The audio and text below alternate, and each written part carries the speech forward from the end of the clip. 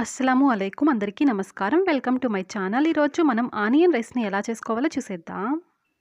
ఈ ఆనియన్ రైస్‌ని తయారు చేయడానికి ముందుగా స్టవ్ ఆన్ చేసి స్టవ్ మీద ఏదైనా ఒక కడాయిని పెట్టుకొని ఇందులోకి 3 టేబుల్ స్పూన్ల వరకు ఆయిల్‌ని వేసుకోండి. ఆయిల్ కాస్త హీట్ అయిన తరువాత అర టీ స్పూన్ దాకా జీలకర్రని వేసుకోండి. తరువాత పెద్ద సైజ్ 2 ఉల్లిపాయల్ని ఇలాగ సన్నగా పొడుగ్గా కట్ చేసుకొని వేసుకొని ఒక రెమ్మ కరివేపాకుని వేసుకొని ఉల్లిపాయల్లో ఉండే పచ్చివాసన పోయి ఉల్లిపాయల కలర్ కాస్త చేంజ్ అయ్యేంత వరకు ఆయిల్లో ఈ ఉల్లిపాయల్ని ఫ్రై చేసుకోండి. ఉల్లిపాయల్ని ఈ విధంగా ఫ్రై చేసేసుకున్న తరువాత ఫ్రెష్గా ఉండే అల్లం వెల్లుల్లి పేస్ట్ని 1 టీ స్పూన్ వరకు వేసుకోండి.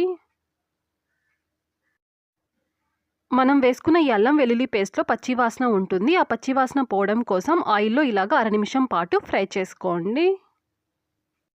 ఈ అల్లం వెల్లుల్లి పేస్ట్‌ని ఈ విధంగా ఫ్రై చేసేసుకున్న తరువాత పావు టీ స్పూన్ వరకు పసుపు పొడి, 1 టేబుల్ స్పూన్ వరకు కారపు పొడి, మన టేస్ట్‌కి సరిపడంతగా కొద్దిగా సాల్ట్‌ని వేసుకోండి. తరువాత 1 టేబుల్ స్పూన్ వరకు ధనియాల పొడిని వేసుకొని ఒకసారి దీనంతా బాగా కలుపుకోండి.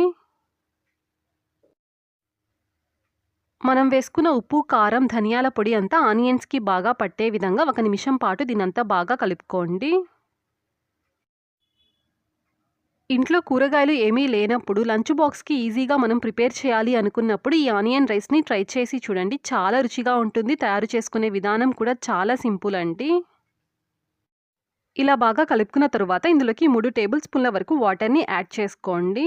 మరీ ఎక్కువగా నీళ్లు పట్టవండి. ఇలా వాటర్‌ని యాడ్ చేసుకున్న తరువాత 1 నిమిషం పాటు దీన్ని కుక్ చేసుకోండి. ఇప్పుడు ఇందులోకి ముందుగా ఉడికించి పెట్టుకున్న రైస్‌ని వేసుకోండి. రైస్‌ని ఎప్పుడు వేసేటప్పుడు వేడి వేడిగా వేయకూడదండి. వేడి వేడిగా రైస్‌ని వేసామంటే మనకి రైస్ బ్రేక్ అవుతుంది. రైస్‌ని పూర్తిగా చల్లారిన తరువాత వేసుకుంటే మనకి రైస్ బాగా పొడి పొడిగా ఉంటుంది. ఇలా రైస్‌ని వేసేసుకున్న తరువాత గరిటెతో ఒకసారి దీనంతా బాగా కలుపుకోండి. లాస్ట్‌లో కొద్దిగా కొత్తిమీరని చల్లుకొని స్టవ్‌ని ఆఫ్ చేసేసుకోండి. ఈ వీడియో నచ్చితే లైక్ చేయండి, షేర్ చేయండి, సబ్స్క్రైబ్ చేయండి. ఫర్దర్ వీడియోస్ కోసం పక్కనున్న బెల్ ఐకాన్ని క్లిక్ చేయండి. Thanks for watching.